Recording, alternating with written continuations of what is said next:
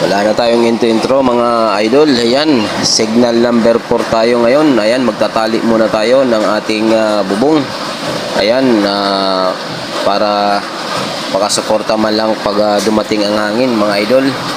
Ayan, sobrang lakas nito. Sana hindi man tumama dito sa ating bayan. Ayan, signal number 4 tayo mga idol. Kaya ingat ang lahat mga idol. Lalo na yung mga bumibiyahe ngayon. Ayan, ingat tayo sa kalsada. Ayan, medyo hangin pa lang ng konti ang nararanasan natin dito. Ayan, kaya tatalian natin ang ating bubong para suporta man lang sa hangin mga idol. Ayan, pansamantala tayong na umaakyat tayo para dumating man ang pagkakataon. Ayan, suportahan natin ang bubong natin sa hangin. Ayan.